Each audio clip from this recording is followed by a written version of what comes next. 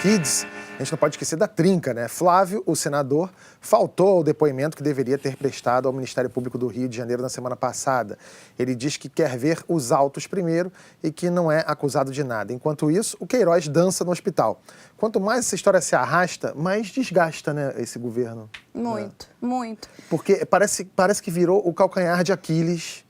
Mesmo que seja na comparação, né, quem é simpatizante de Bolsonaro fala, mas isso aí é peanuts. Não é nada perto de não é nada perto do que o triplex, PT, do sei lá o quê, dos bilhões. Que é o pior dos argumentos. Que é o pior dos significa argumentos. que ele tá chancelando, tá dizendo, então houve mesmo e tal, e não precisa se explicar. Enquanto isso, e vou te falar, é uma atrapalhada. A gente vai falar de atrapalhadas aqui, mas é uma atrapalhada, né? O cara me aparece dançando no hospital. É muito ruim. Pior ainda é o vídeo em seguida, ele acamado, se dizendo perseguido. Mostra que eles não têm... Primeiro, é uma total imprudência. Pode-se até imaginar que realmente a pessoa hospitalizada, no momento ali de confraternização, tenha feito, né, o que ele disse, né, foi um momento pequeno de alegria. É claro que ninguém está dizendo que ele não poderia ter um momento de alegria antes de passar por uma cirurgia. Aparentemente foi isso, foi na véspera da cirurgia. Quem não dá uma dançada antes Quem não dá uma dançada? Quem não dá uma dançada? Não, a questão... Ainda mais vítima de câncer. Como é que foi a sua festa antes de você operar o joelho? Cara, olha, não tinha quase ninguém, foi micada a minha festa. Não teve videozinho, mas acho que a questão não é essa ali, né? Tentar jogar para isso é um golpe meio baixo, né? De que ninguém tem humanidade. Não, a questão é que ele se recusou a depor antes, porque estava em situação muito ruim.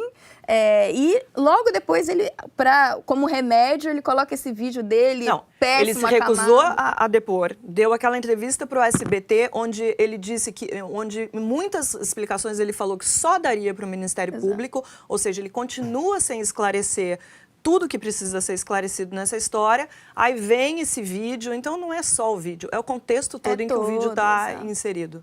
E há uma coisa importante, porque quando se começa a olhar ali assim, em torno do Queiroz as movimentações, se chega em pessoas da família dele, notadamente a filha, que eu acho que inclusive aparece naquele vídeo.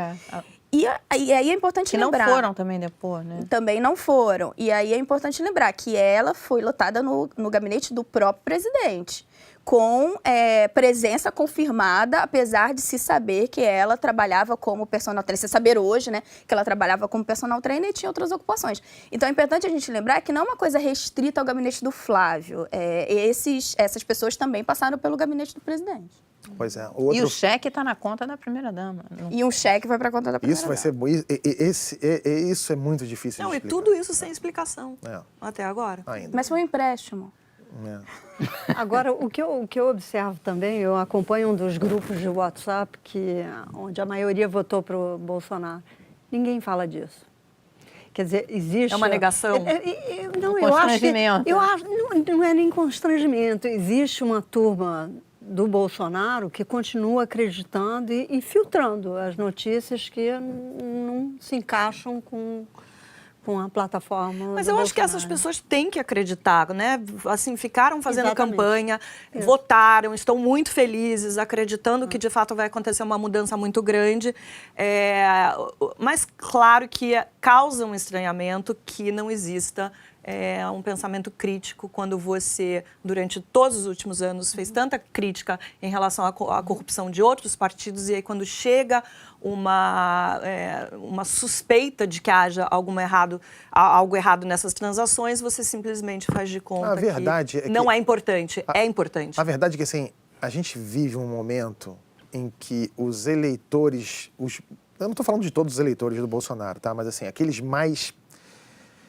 aguerridos, os Bolsonaro ali, roots mesmo, eles estão muito parecidos com os Lula roots também nesse sentido. Exatamente. Porque iguais. Exatamente. Então, eles fazem vista grossa. É a mesma coisa. É a mesma coisa, mas tem um pessoal do Bolsonaro que não é muito questão da vista grossa. É um pessoal que entende que existe essa história do Queiroz, mas que tem muita fé.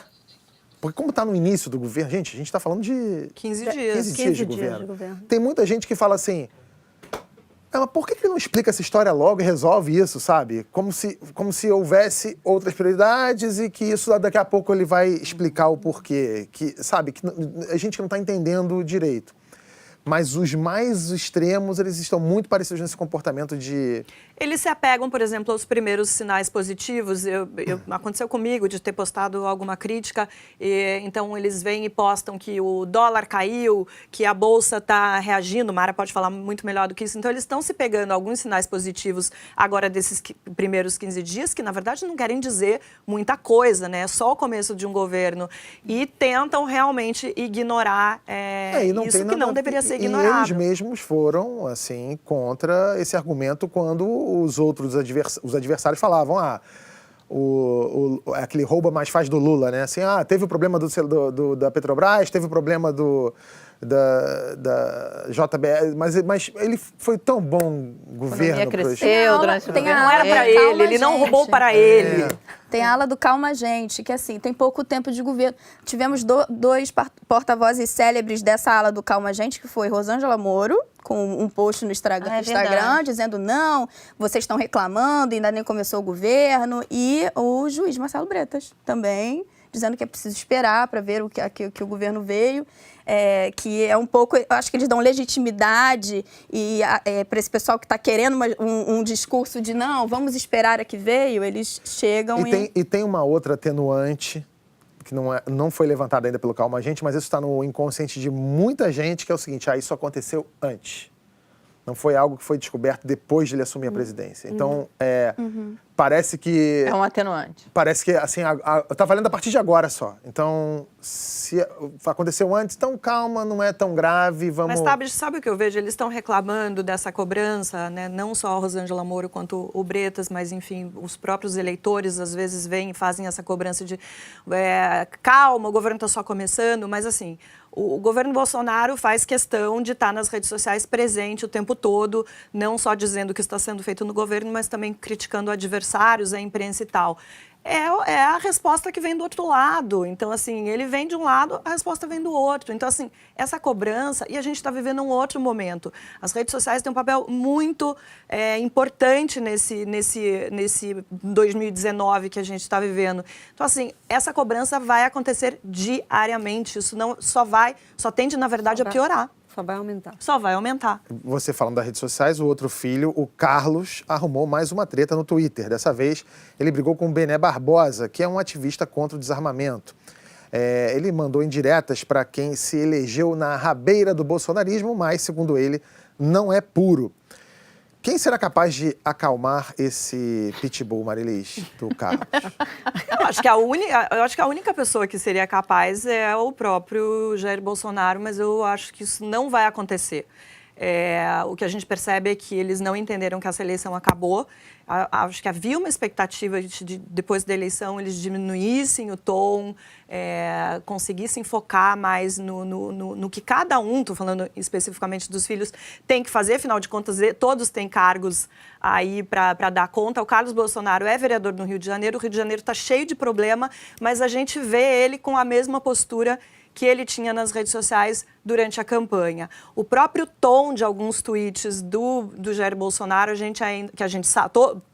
não é novidade para ninguém, o Carlos Bolsonaro estava por trás das redes sociais do presidente. E há quem diga que parece tá de novo, que né? continua ainda, porque a gente vê um tom muito bélico em alguns tweets ali, você fala assim, isso tem dedo do Carlinhos.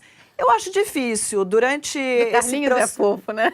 Durante esse processo todo, a gente viu uma única vez Bolsonaro chamar a atenção de um filho, que foi naquele vídeo que vazou do Eduardo Bolsonaro falando em relação ao STF, que só precisava de um Ele disse que foi um arroubo cabo juvenil. Oi? Ele falou que foi um arroubo juvenil, né? Exatamente. Foi ali uma puxada de orelha. Foi alguém da... Mas foi a única vez que, de fato, ele intercedeu em relação ao comportamento dos filhos. O que a gente vê é que os filhos têm uma postura e uma atitude de como se fizessem parte desse governo. Eles não fazem, eles não têm autoridade para falar pelo governo, para anunciar medidas em relação ao governo, como o Eduardo Bolsonaro fez naquela viagem aos Estados Unidos.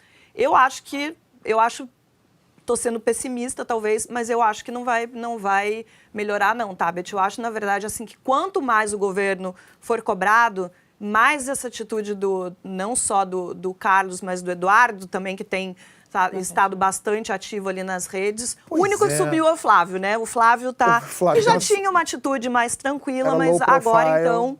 Acho que a história do Queiroz, ele deu uma encolhida. Ainda mais. Mas eu não sei, eu tenho a impressão, não sei o que vocês acham, Renata, Mara, Débora, eu acho que para tão pouco tempo de governo, o Carlos, desse jeito dele, que é mais cáustico ali nas redes sociais, e o próprio Eduardo, que eventualmente toca em assuntos e dá orientações como se ele fosse do executivo, é uma coisa muito estranha, né?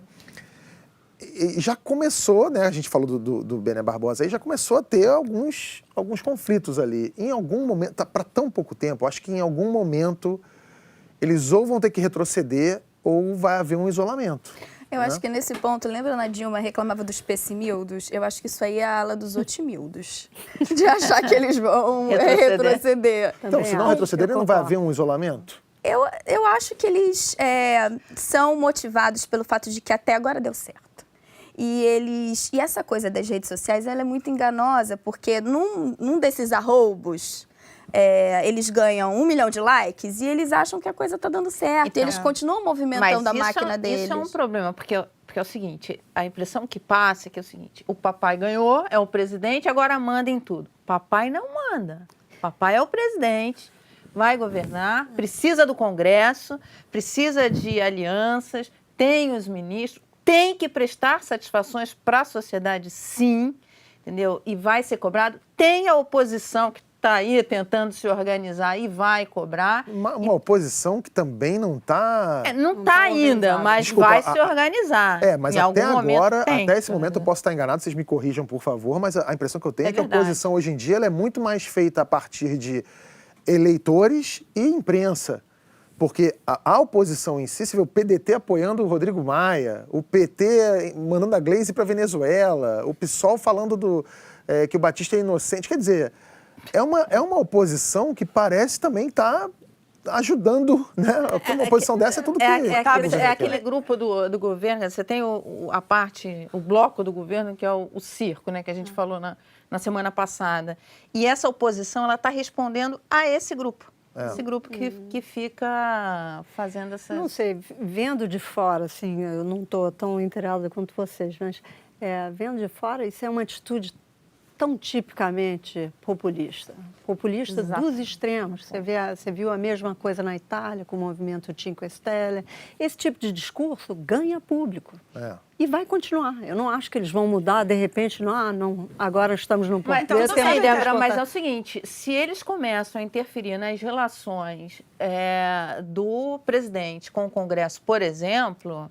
ele começa a criar um problema sério. Porque o que pode nos a gente já viu o que aconteceu com a Dilma. Essa burocracia pode ser a nossa tábua de salvação contra um movimento populista um pouco mais extremo, assim, porque realmente a gente tem, do ano passado para cá, a gente provou que as instituições, elas estão, apesar de tudo, elas estão sólidas, cada uma na sua, no seu pontinho ali. Eu acho que quando o Congresso começar realmente a atuar, vai haver necessariamente um choque da realidade. Mas sabe que você perguntou, será que eles não vão retroceder?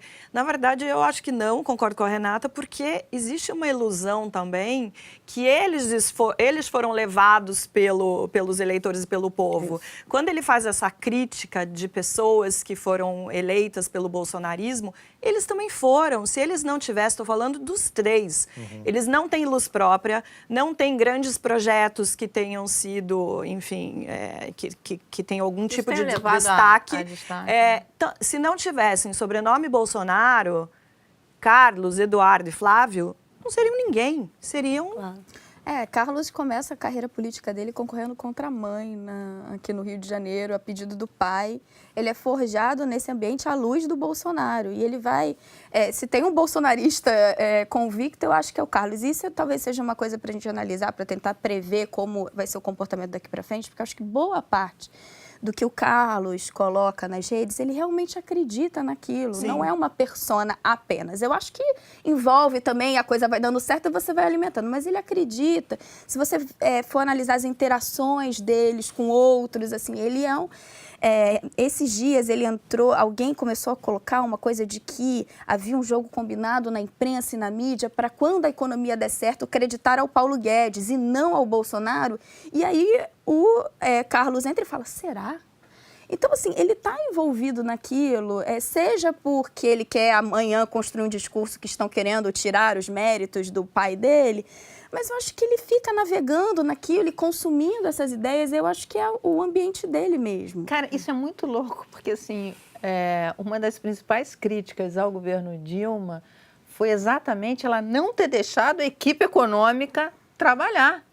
Que Joaquim Levy era visto quando ela, no segundo mandato, o Joaquim Levy era visto como um nome que ia conseguir retomar a economia e tal, resolver, encaminhar, pelo menos endereçar os problemas, e ela não deixava. Ela era... Quer dizer, isso deveria ser visto como uma qualidade do pai, né? Ter montado uma equipe econômica que gera uma expectativa boa no mercado.